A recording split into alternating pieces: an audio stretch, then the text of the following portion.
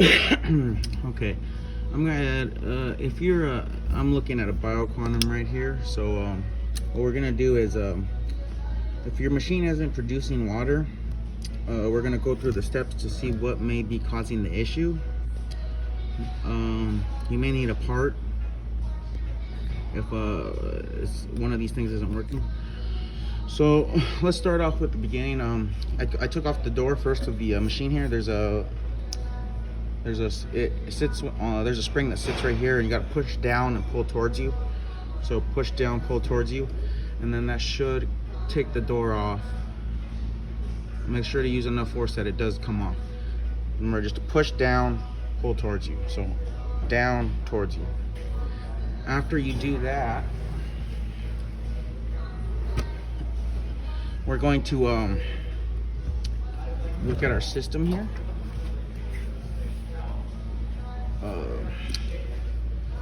So what feeds the system is it goes through the regulator here in the back first, and then it goes through this leak detector.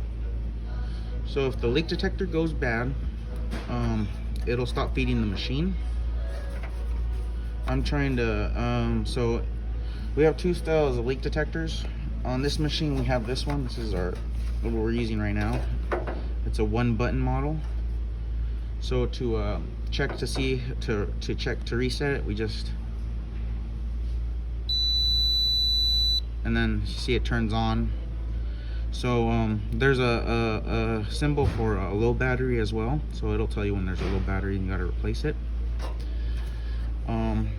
Or you may have this one, or you may have this one right here. You may have this guy right here that, and it'll be sitting like this, and then your ball valve will be right here. So for this guy, we checked the off. So I turned it off now. So doing that turns it off. And that holding on turns for a couple seconds, and then letting it go, it'll turn on. You heard 3 strong beeps and then a click. That means this guy's working. So yeah, so how we would check if this is now if this doesn't turn on, that means the battery's probably dead or the solenoid's bad. So we got to if the solenoid is bad, we have to change out the whole leak block sensor. And if it's a battery, we just have to change out the battery. We don't have to worry about doing that. So to get the battery out, we have to pull it out from here. So there's a little compartment here on the side, and then you got your it's a little arrow that pushes down, so you just push it down. And then to get it out, if that's just pulling it out like this. And then to replace the battery, you would just gonna pretend that this is a new battery. Pretend this is a new battery. So I got a new battery. So once you plug it in, it'll actually turn on. And then we would just push it back in, and those wires back in there as good as we can. And then we would put the old the cover back on, making sure not to cover the so that's how that would work. And then we would just test it out off. So that tells me this one works. So I would open this ball would this would be feeding the system. So for this guy is it's a little bit different. Same situation though. We're changing out the battery. You gotta get it through the side here, and then sometimes they're hard to get out. Sometimes the other one might be hard to get out if they put it in through that other side. So what I do to shake it out is I usually shake it out. Try to get it out as easy as possible. And it's pretty much wedged all the way in there. So I was able to get it out. So okay, so I've got this guy, and then again to simply we would just disconnect it, and then once it was disconnected, we pretend this is a new battery. We just plug it in. See, it turns on, and then we just put it back on. Hold the reset button, and you're good to go. It'll tell me everything's working there. So that tells me all that's working. The batteries are working at least, right? So sometimes the solenoid can go bad.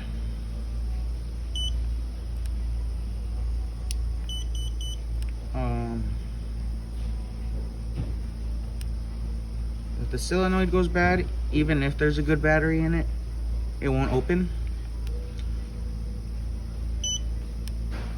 So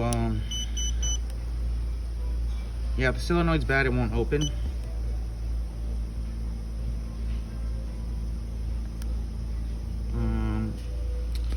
What we would do to check if the solenoid works, for either of these methods, so either this one, this style, or that style, but I'll show you what to do. So from where we started out, this should be on. So let me hold off to turn it on. So this should be on, and then you should have reset. You should have clicked reset on that.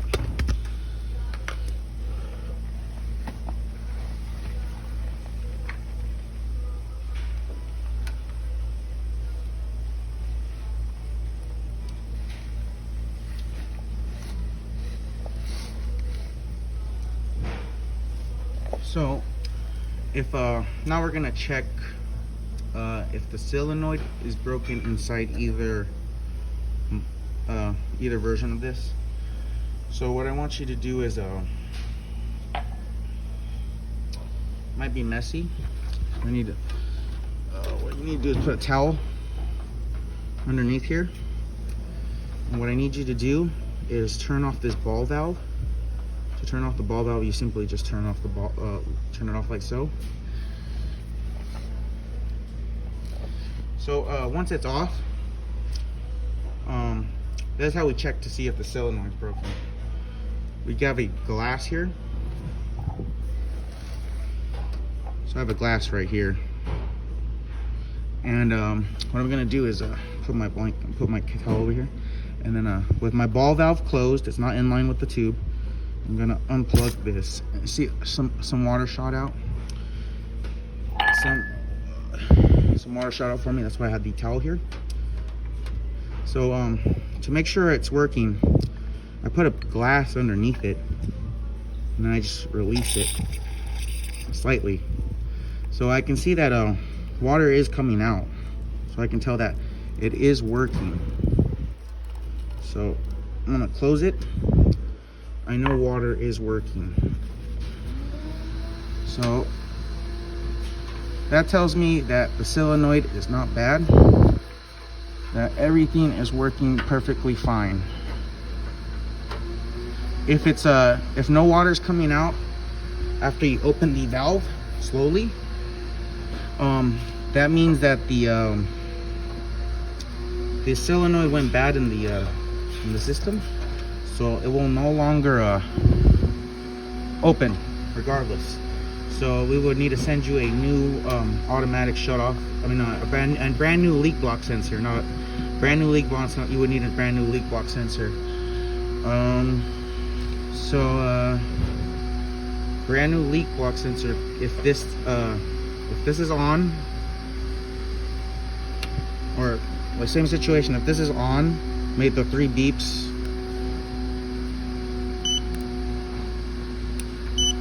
So it made the 3 beeps in the phone, and then after you closed it, you then opened it slightly over a glass and nothing was coming out, then that would tell me that the solenoid is bad.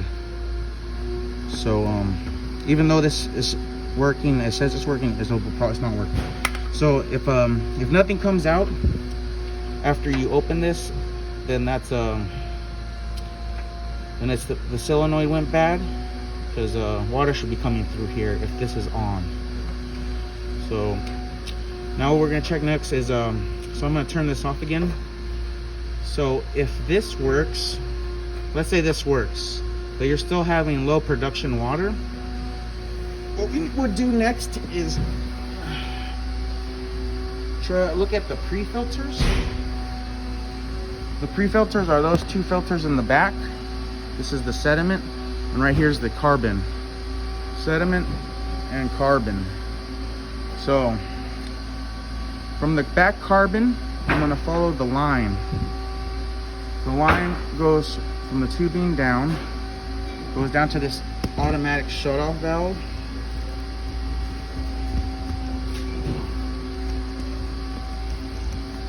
Let me raise my tripod so I can show you. So with this ball valve off, we got our pre-filters back here, and from the carbon back here, we're gonna follow it down to right here. So got another towel here.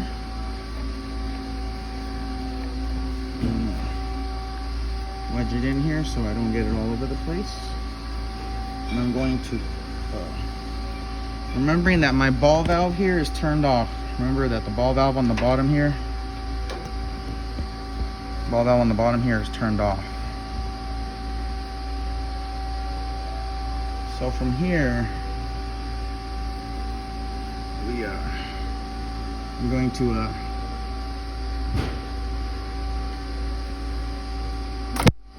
remove the tubing from the carbon. So there's gonna water will probably maybe will come out. So there's gonna be water that probably will come out. We got water. That's why we got the towel there. And so now we're gonna check if the pre-filters are clogged. To check if the pre-filters are clogged, from the back carbon, this is the pre-filter. We followed it from here to this automatic shutoff valve. We unplugged it. So now we're gonna hold our thing over this glass, and we're just gonna let it go. And if you see, when I turn on the ball valve, water is going through the system. So I know that the pre-filters are not clogged. If there's no water coming out of here, that means the pre-filters are clogged. So if the pre-filters are clogged, when you open this ball valve here, nothing will come out. So yeah, if your machine's not making water, it could be two things. It could be the pre-filters or the leak detector. So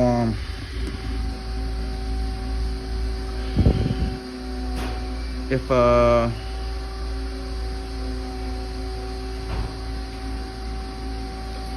it's not the if the leak block sensor is working, so how we opened it, how we turned it on, placed the battery if we needed to, and then we held a cup over this this guy to see if any water comes out. No water comes out after everything is replaced and all that. That means that the solenoid inside of the leak block sensor went bad.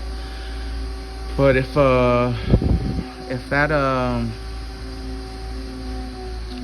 this is working, we go through the pre-filters in the back, and then we follow this line here from the carbon. So back there is the carbon, and we followed the line down to our automatic shutoff valve. We removed it, and then we turned on our ball valve slowly after we turned it off, obviously, beforehand.